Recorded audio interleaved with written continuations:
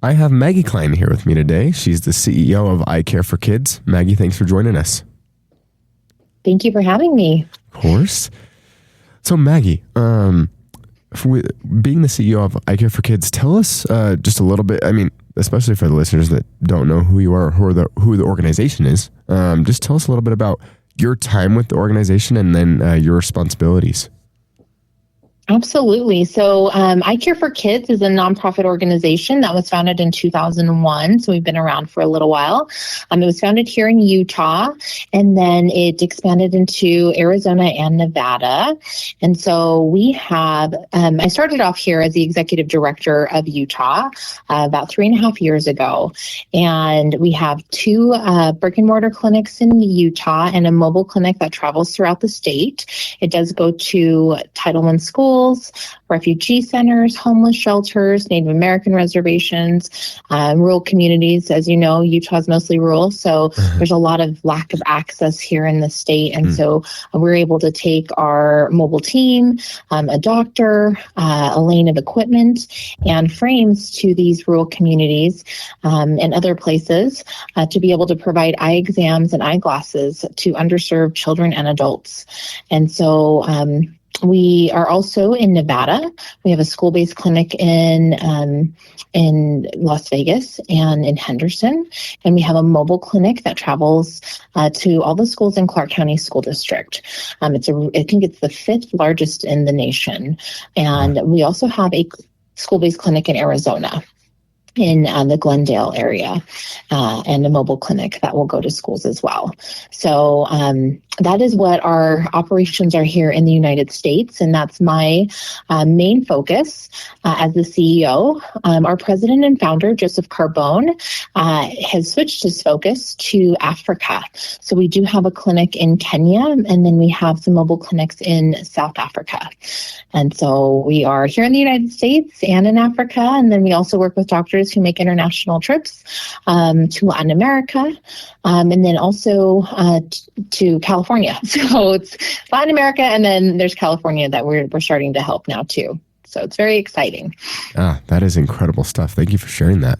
Yes, you're welcome. Yeah, I was going to ask you too about that. Was perfect. You led perfectly into just the work you guys are doing in Africa too, because obviously you're doing stuff, as you mentioned, domestically, but also internationally in Africa. Tell us just a little bit about, it might be a little bit self-explanatory with the name of the company, right? But tell us just a little bit about, the main mission, the main goals of I Care for Kids. Yeah, absolutely. So our main goal is to be able to provide the gift of sight to people who don't have access to it. So vision care is not something that is easily accessible. It's very expensive if you don't have insurance. And even if you do have insurance, sometimes that insurance only covers the exam, and then people can't afford the glasses. So we're able to help those people too. And so I guess it was back in 2001, I should say our founder, Joseph Carbone, he realized that this was a major problem, and he really wanted to be able to help those who didn't have access to vision care to be able to get that very, very necessary care.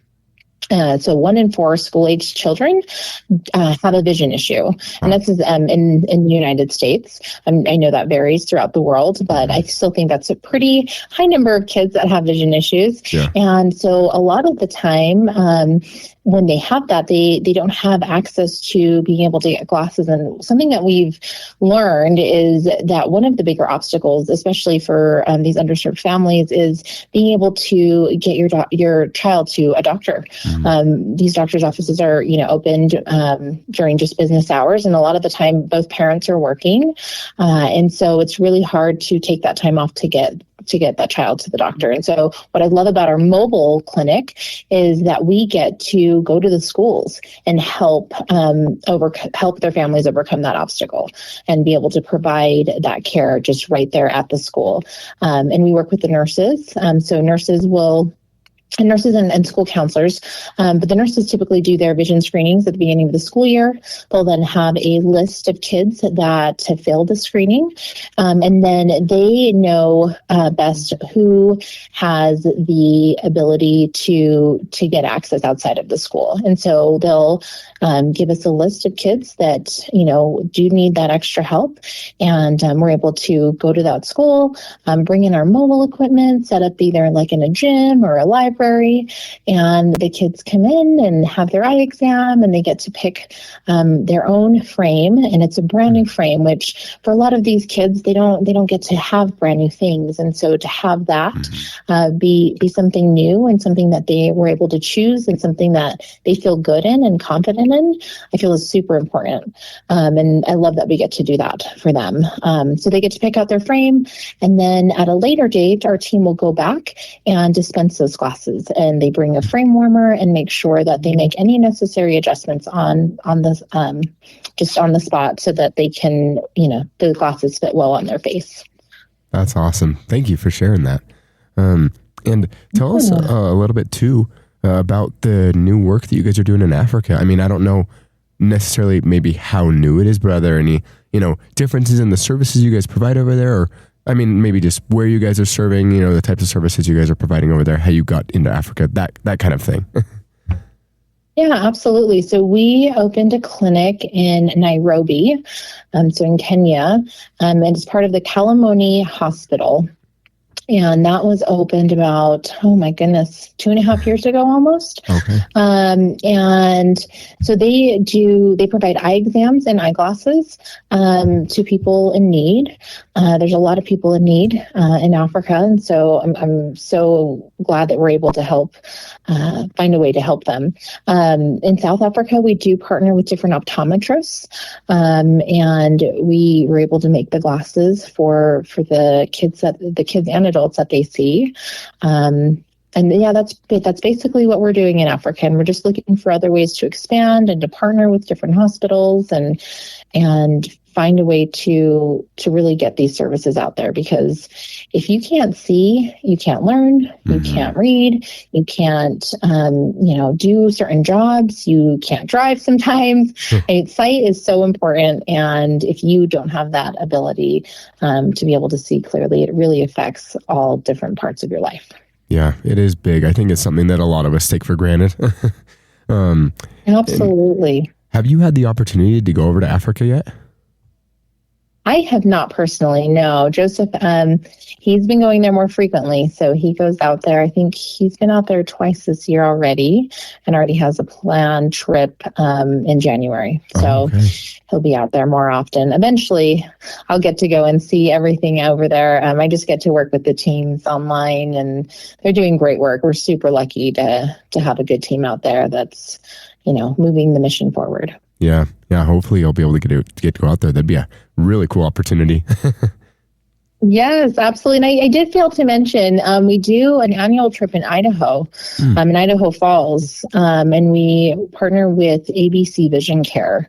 They've been a great supporter, and they raise money to help us to be able to provide eyeglasses during one of their clinic days where their doctors volunteer.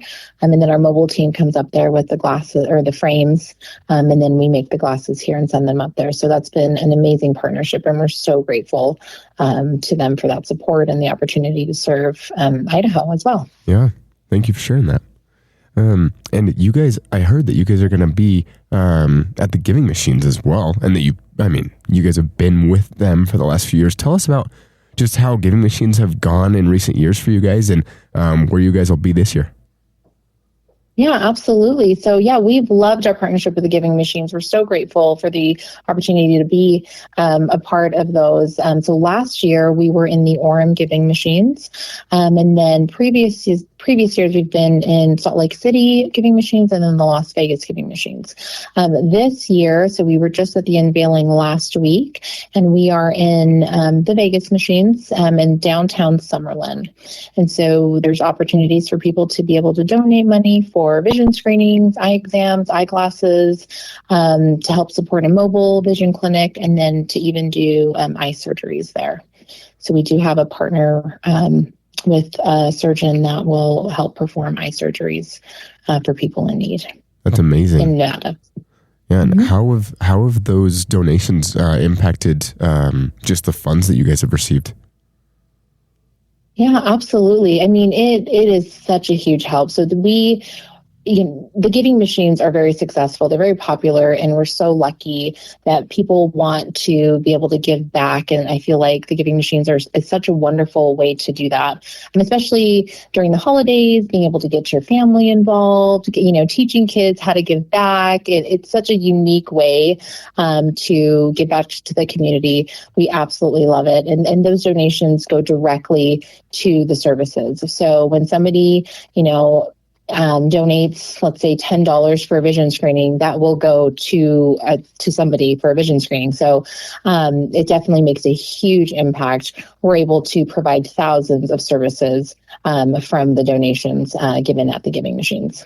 That's awesome.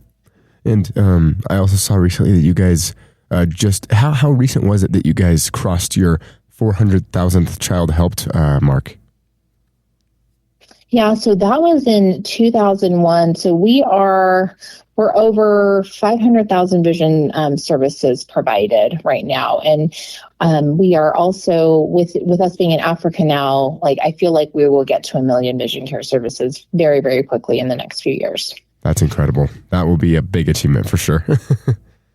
Yes, we will definitely celebrate that. And so for people listening, they're just wondering, how they can help out.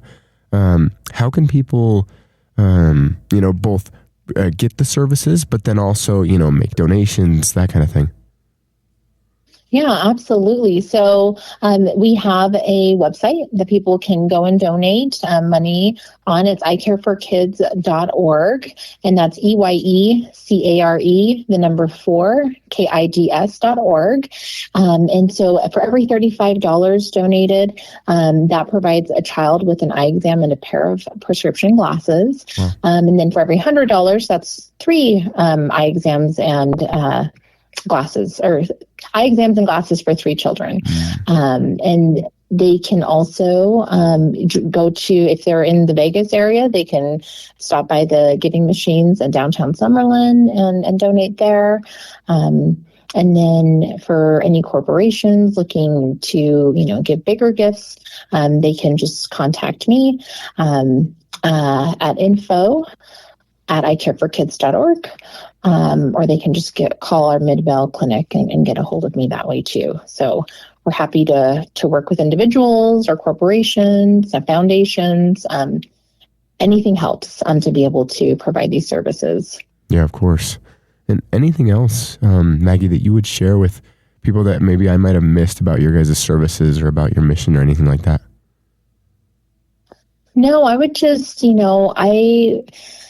I would just remember that sometimes we take for granted our sight, the sight that we were given, or even just the circumstances that we are born into. And just remember how important the gift of sight is and how life-changing a pair of glasses can be. And so if somebody's looking to really change a life and maybe they don't have a lot of money, $35 can do a lot for one person. Thank you for that. Thank you so much for joining us on the call today, Maggie, and we appreciate all the great work you guys do. Thank you so much for having me.